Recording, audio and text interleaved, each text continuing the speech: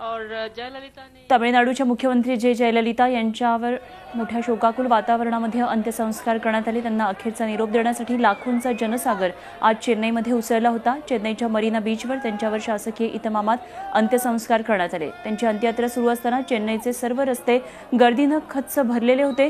केंद्रीय मंत्री व्यंकय्या नायडू, काँग्रेस उपाध्यक्ष राहुल गांधी त्यांना अखेरचा निरोप देण्यासाठी हजर होते। त्यांच्या निधनामुळे देशात 1 दिवसाचा तर तमिळनाडूमध्ये 7 दिवसांचा दुखवटा जाहीर करण्यात आला। जयललिता यांच्या निधनामुळे तमिळनाडूच्या जनतेवर दुःखाची कुऱ्हाडच कोसळल्याचं चित्र संपूर्ण राज्यात दिसतंय।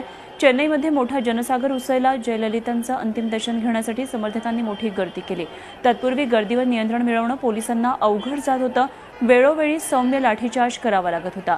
तर दुसरीकडे सर्व प्रमुख शहरांमधल्या बाजारपेठा या पूर्णपणे बंद करण्यात आल्या होत्या। कोयंबतूरमध्ये सर्व रस्त्यांवर आज शुकशुकाट दिसतोय।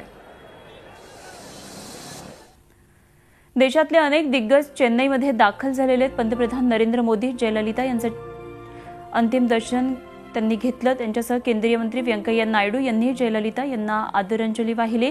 जयललिता यांचं पार्थिव राजाजी हॉलमध्ये अंतिम दर्शनासाठी ठेवण्यात आलं होतं। राष्ट्रपती प्रणव मुखर्जींनीही अंत्यदर्शन घेतलं। काँग्रेसचे उपाध्यक्ष राहुल गांधीही जयललितांच्या पार्थिवाचं त्यांनी दर्शन घेतलं।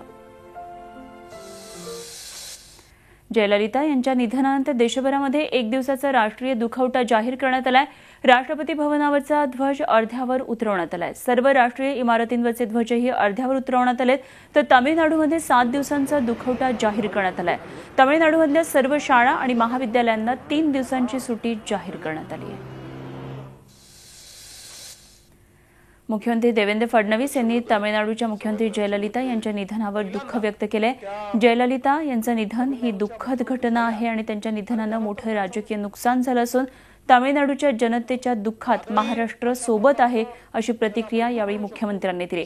मुख्यमंत्र्यांनी शोकप्रस्ताव मांडल्यानंतर लगेचच विधानसभेचं कामकाज दिवसभरासाठी तहकूब करण्यात आलं। तमिळनाडू मंत्रिमंडळातले ज्येष्ठ मंत्री ओ पनीरसेल्वम यांनी मुख्यमंत्रीपदाची शपथ घेतली। जयललिता यांच्या निधनानंतर मध्यरात्री 1:30 वाजता हा शपथविधी सोहळा पार पडला आणि यावेळी ओ पनीरसेल्वम भावूक झाले होते। त्यांच्याबरोबरच 31 मंत्र्यांनीही शपथ घेतली। जयललितांवर उपचार सुरू असताना त्यांच्या अनुपस्थितीमध्ये त्यांचे विश्वासू सहकारी पनीरसेल्वम हेच सरकारचा कारभार पाहत होते। शपथविधीच्या आधी चेन्नईमध्ये एआयएडीएमकेच्या मुख्यालयात रात्री 12च्या दरम्यान आमदारांची एक बैठक झाली। या बैठकीत ओ पनीरसेल्वम यांनी मार्गदर्शन केलं। पक्षाचे सर्व आमदार या बैठकीला उपस्थित होते आणि त्यानंतर काही वेळानंतर शपथविधी पार पडला। आणि आता बातमी महापरिनिर्वाण दिनाची। आज 6 डिसेंबर भारतरत्न डॉक्टर बाबासाहेब आंबेडकर यांचा महापरिनिर्वाण दिन। याच निमित्ताने दादरच्या चैत्यभूमी परिसरात आंबेडकर अनुयायांसाठी खास व्यवस्था करण्यात आली। राज्यभरातून नागरिक चैत्यभूमीवर महामानवाला अभिवादन करण्यासाठी येत असतात। दरवर्षीप्रमाणे आजही दादर परिसरामध्ये मोठी गर्दी होती। महापरिनिर्वाण दिनानिमित्तानं मंत्री आणि राजकीय नेत्यांनी चैत्यभूमीवर जाऊन बाबासाहेबांना अभिवादन केलं। मुख्यमंत्री देवेंद्र फडणवीस, पंकजा मुंडे, विनोद तावडे, राजकुमार बडोले यांनी बाबासाहेबांना श्रद्धांजली वाहिली।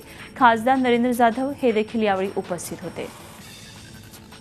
क्रांतीचे महासूर्य भारतरत्न डॉक्टर बाबासाहेब आंबेडकर यांच्या 60व्या महापरिनिर्वाण दिनाच्या निमित्ताने मी त्यांना माझी मानवंदना अर्पित करतो। महाराष्ट्राच्या वतीनं, देशाच्या वतीनं या महामानवाला मी मानवंदना अर्पित करतो। एक अतिशय द्रष्टा वेगवेगळ्या क्षेत्रांमध्ये डॉक्टर बाबासाहेब आंबेडकरांनी केलेलं जे काम आहे, मला असं वाटतं की ते अतिशय अद्भुत आहे आणि म्हणून मला असं वाटतं की या 60व्या महापरिनिर्वाण दिनाच्या निमित्ताने आपण सर्व संकल्पबद्ध होऊया की डॉक्टर बाबासाहेब आंबेडकरांच्या स्वप्नातला जो भारत आहे, जो समता अधिष्ठित अशा प्रकारचा भारत आहे, तो आपण तयार करू। महापरिनिर्वाण दिनानिमित्तानं नवी दिल्लीमध्ये पंतप्रधान नरेंद्र मोदी आणि राष्ट्रपती प्रणव मुखर्जी यांनीही डॉक्टर बाबासाहेब आंबेडकरांना आदरांजली वाहिली। यावेळी अनेक मान्यवर उपस्थित होते। डॉक्टर बाबासाहेब आंबेडकर यांच्या महापरिनिर्वाण दिनाचं औचित्य साधून डॉक्टर बाबासाहेब आंबेडकर या चित्रपटाच्या विशेष शोचं आयोजन करण्यात आलं होतं. माहिती आणि जनसंपर्क संचालनालयाच्या वतीनं नागपूरच्या स्मृती थिएटरमध्ये या शोचं आयोजन करण्यात आलं होतं. मुख्यमंत्री देवेंद्र फडणवीस, जयंत पाटील यांच्यासह काही आमदारांनी या चित्रपटाच्या शोला विशेष हजेरी लावली. डॉक्टर बाबासाहेब आंबेडकर हा सिनेमा जब्बार पटेल यांनी दिग्दर्शित केला आहे. मराठा आरक्षणाबाबत राज्य सरकारनं 2700 पानी प्रतिज्ञापत्र सादर केलंय आणि यामुळे टीकाकारांची तोंड बंद झाल्याचा दावा मराठा आरक्षण समितीचे अध्यक्ष विनोद तावडे यांनी केलाय. हेच आधी केलं असतं तर आरक्षणाबाबत वेळ गेला नसता असं सांगत त्यांनी मागच्या सरकारला टोलाही लगावलाय. इच्छा प्रामाणिक असेल तर काय काम करता येतं हेच प्रतिज्ञापत्रातून दिसून आल्याचा दावा तावडेंनी केलाय. 80% समाज हा आर्थिक मागासलेला असल्याचं या प्रतिज्ञापत्रात दाखवण्यात आलंय. तर दुसरीकडे मराठा आरक्षणावरून कोणी राजकीय कुरघोडी करू नये असं माजी उपमुख्यमंत्री अजित पवार यांचं म्हणणं आहे. चर्चा करण्यापेक्षा सरकारनं निर्णय घ्यावा अशी मागणी त्यांनी केली. ज्या गोष्टी आम्ही केल्या, जे दाखले आम्ही दिले, जे आकडेवारीचं विश्लेषण आम्ही दिलं, हे जर आधी देता आलं असतं तर या आरक्षणाला स्थगिती न्यायालयाने दिली नसती. पण अतिशय 2 वर्ष मराठा आरक्षण समितीच्या माध्यमातून वेगवेगळ्या प्रकारचे पुरावे गोळा केले. लढाई मोठी आहे, अवघड आहे, पण पूर्ण शस्त्र घेऊन मराठा समाजाला आरक्षण देण्यासाठीची लढाई शासन लढतंय. 24 डिसेंबरला पंतप्रधान नरेंद्र मोदी मुंबई आणि पुण्याच्या दौऱ्यावर येत आहेत. मुंबईमध्ये पंतप्रधानांच्या हस्ते वडाळा, घाटकोपर, ठाणे, कासारवडवली या मेट्रो 4चं आणि वांद्रे विरार उन्नत रेल्वे मार्गाचं भूमिपूजन होणार आहे. तर पुण्यामध्येही पंतप्रधानांच्या हस्ते पुणे मेट्रो मार्गाचं भूमिपूजन होणार आहे. या दौऱ्यादरम्यान पंतप्रधान नरेंद्र मोदी मुंबईमध्ये सभा घेण्याची शक्यता आहे. महापालिका निवडणुकांच्या पार्श्वभूमीवर पंतप्रधान नरेंद्र मोदींच्या या दौऱ्याला विशेष महत्त्व आलंय. गृह राज्यमंत्री डॉक्टर रणजित पाटील यांना हायकोर्टानं नोटीस बजावली आहे. बेहिशोबी मालमत्ता गोळा केल्याप्रकरणी नोटीस बजावण्यात आली आहे. रणजित पाटील यांनी मुलीच्या नावे बेहिशोबी मालमत्ता जमा केल्याची तक्रार विक्रांत काटे यांनी अकोला एसीबीला करण्यात आली होती. या तक्रारीनंतर एसीबीनं चौकशी करून क्लीन चिट दिली आहे. एसीबीनं दिलेल्या क्लीन चिटला काटेंनी हायकोर्टाचं आव्हान दिलेलं होतं आणि या आव्हानानंतर आज नोटीस बजावण्यात आली होती. 2 वर्षांपूर्वीच्या या प्रकरणाला एसीबी आणि रणजित पाटील यांना उत्तर देण्याचे निर्देश देण्यात आलेले आहेत. संजय गांधी राष्ट्रीय उद्यानाचा इको सेन्सिटिव्ह झोन आता 100 मीटरपर्यंत जाहीर करण्यात आलाय. केंद्रीय पर्यावरण मंत्रालयाचा हा महत्त्वपूर्ण निर्णय मानला जातोय. सरकारच्या या नव्या निर्णयामुळे नॅशनल पार्कच्या राहणाऱ्या आजूबाजूच्या रहिवाशांना मोठा दिलासा मिळालाय. या अगोदरची मर्यादा जास्त होती ती आता 100 मीटरपर्यंत कमी करण्यात आली आहे. सध्याचं मोदी सरकार हे प्रसिद्धीच्या मागे आहे आणि या प्रसिद्धीमुळे देशाचे शूर जवान शहीद होत असल्याची टीका माजी केंद्रीय मंत्री सुशील कुमार शिंदे यांनी मोदी सरकारवर केली आहे. पंढरपूर इथं त्यांनी शहीद कुणाल गोसावी यांच्या घरी भेट देऊन सांत्वन करत पत्रकारांबरोबर संवाद साधला. नोटाबंदीचा तुघलक सुलतानाशी तुलना करून हे सरकार चामड्याच्या नोटा आणते की काय असा प्रश्न त्यांनी उपस्थित केलाय. सर्जिकल स्ट्राईकची प्रसिद्धी घेण्यापायी सरकारनं अनेक जवानांचा जीव धोक्यात घातल्याचं सांगत शेजारील राष्ट्राशी मैत्रीपूर्ण संबंधाचा सल्ला त्यांनी दिला. तर चीन पाकिस्तानसोबत सलगी करून गाफील न राहण्याचा सल्लाही त्यांनी दिला. धुळे जिल्ह्यातल्या विविध व्यापारी संघटनांनी आता अर्थव्यवस्थेमध्ये होणाऱ्या बदलांना सामोरं जाण्याची तयारी सुरू केली आहे. जिल्ह्यामधल्या विविध व्यापारी संघटनांकडून डिजिटल करन्सी, जीएसटी, नोटाबंदीबाबत व्यापार सावरण्याचं तंत्र याबाबत स्थानिक व्यापाऱ्यांना मार्गदर्शन केलं. मुंबई, पुणे आणि औरंगाबाद इथल्या तज्ज्ञांना बोलावून व्यापाऱ्यांना मार्गदर्शन करण्यात आलं. या योजनेचा स्थानिक छोटे मोठे व्यापारी भरपूर लाभ घेताना दिसतात.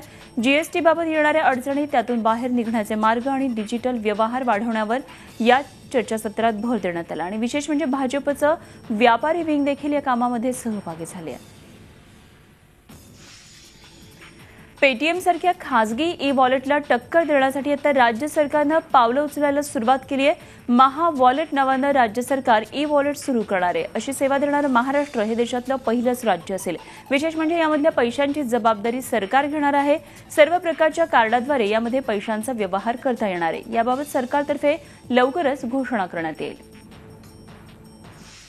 पिंपरी चिंचवडमधलं भाजीचं दुकान असो की चहाचं दुकान, पाणीपट्टी असो, इतकंच काय तर गॅरेज असो की नंबर प्लेटचं दुकान, या सर्व ठिकाणी आता कॅशलेस व्यवहार सुरू झालेले आहेत. अगदी भाजीवाल्यानं कार्ड पेमेंट आणि पेटीएमची सुविधा सुरू केली आहे. नोटाबंदीनंतर छोट्या व्यावसायिकांचं काय होणार अशी ओरड सुरू असताना या व्यावसायिकांनी त्यांच्या पातळीवर पर्याय शोधलाय आणि नोटाबंदीच्या निर्णयाला सकारात्मक पद्धतीनं सामोरं जाण्यास सुरुवात केली आहे.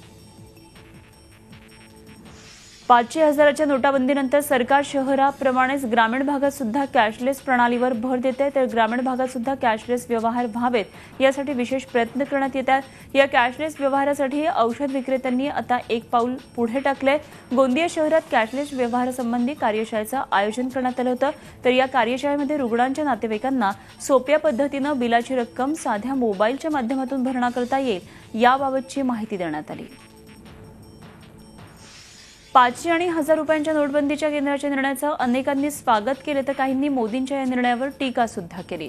खात्यात पैसे असूनही अनेकांना बँकेच्या बाहेर पैसे बदलून घेण्यासाठी तासनतास रांगेत ताटकळत राहावं लागत असल्यानं लोकांमध्ये तीव्र नाराजी आहे.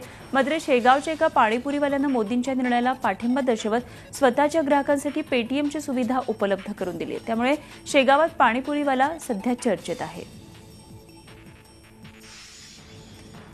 औरंगाबाद पोलिसांनी व्यापाऱ्याचे 8 लाख रुपये लंपास केल्याचा धक्कादायक प्रकार समोर आलाय आणि इतकंच नव्हे तर हा प्रकार अंगलट येताच पोलीस अधिकारी आणि कर्मचाऱ्यांनी पैसे परत देखील केले. मात्र पोलीस आयुक्तांनी चौकशी करत त्या 5 अधिकारी आणि कर्मचाऱ्यांची तडकाफडकी बदली करत कारवाई केली आहे. वाळूज परिसरातल्या एका ढाब्यावर मंगळवारी शेती विक्रीचा व्यवसाय करणाऱ्या व्यापारी जुन्या नोटा असलेले 8,10,000 रुपये बदलण्याचा व्यवहार करत होता. त्याची माहिती वाळूज पोलीस ठाण्याच्या गुन्हे शाखेला मिळाली आणि त्यानुसार पोलिसांनी छापा टाकला. व्यापाऱ्याला नोटांसह ठाण्यात आणलं. त्याच्याजवळ नोटा स्वतःकडे ठेवून घेत व्यापाऱ्याला हाकलून दिलं आणि या घटनेबाबत कुठेही वाच्यता केली नाही. मात्र पोलीस काहीच बोलत नाही. यामुळे व्यापारी थेट पोलीस आयुक्तांकडे गेला आणि तक्रार केली. परराज्यातल्या मायक्रो फायनान्स कंपन्यांच्या पठाणी वसुलीमुळे यवतमाळ जिल्ह्यातल्या महिलांना नाहक त्रास सहन करावा लागतोय.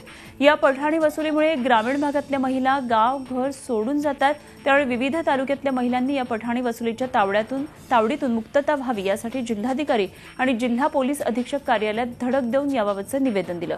जिल्ह्यामधल्या ग्रामीण भागात वेगवेगळ्या राज्यातल्या खासगी फायनान्स कंपन्यांकडून महिला बचत गट तयार करण्यात आले होते.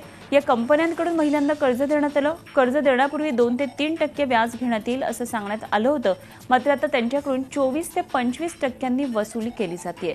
या तावडीतून सुटका व्हावी यासाठी उमरसरा, भोसा, वडगाव, पिंपळगाव, वाघापूर, मोहा, तळेगाव भारी तसंच कळंब तालुक्यातल्या शेकडो महिलांनी जिल्हाधिकारी जिल्हा पोलीस अधीक्षक कार्यालयात धडक देऊन निवेदन दिलं.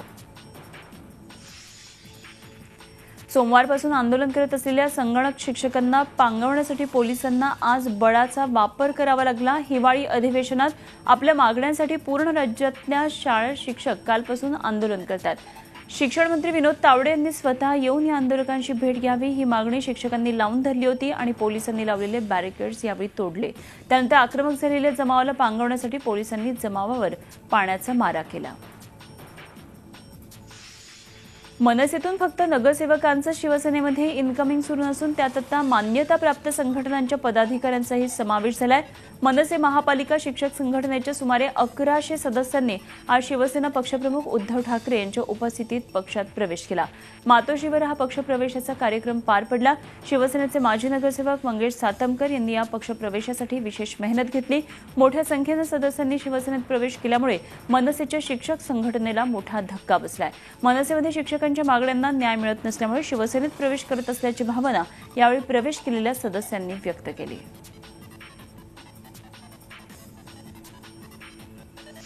पालघर जिल्ह्यातल्या वाडा इथं शेतकऱ्यांनी तहसीलदार कार्यालयावर भव्य निषेध मोर्चा काढला. सहकारवर आघात करणारा नोटबंदीचा केंद्र सरकारचा निर्णय आणि रिझर्व्ह बँकेनं लादलेले निर्बंध या विरोधात हा मोर्चा काढण्यात आला.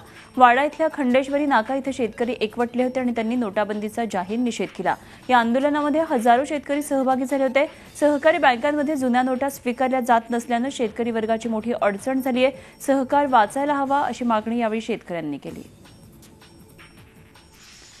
जळगाव महापालिकेच्या आजी माजी महापौर तसंच नगरसेवकांकडून थकलेले 60 कोटी त्वरित वसूल करावे आणि या पैशातून जळगाव शहराचा ठप्प झालेला विकास करावा अशी मागणी जिल्हा जागृत मंचानं केली आहे. थकबाकीदार लोकप्रतिनिधींचा फलकच लावल्यानं अनेकांचं लक्ष या गंभीर बाबीकडे वेधलं गेलंय. निवृत्त कर्मचारी अनिल नाटेकर यांना निवृत्तीचे पैसे मिळाले नसल्यानं जागृत मंचासोबत त्यांनी महापालिकेसमोर गेल्या 2 दिवसांपासून उपोषण सुरू केलंय. जळगाव महापालिकेनं कोट्यवधींचं कर्ज, घरकुल योजना, रस्ते, विमानतळ यासाठी काढलेलं होतं. मात्र या योजनांमध्ये मोठा घोटाळा झाल्यानं ही विकास कामं अर्धवटच राहिली. त्यामुळे जळगावकरांवर कर्जाचा डोंगर कायम आहे.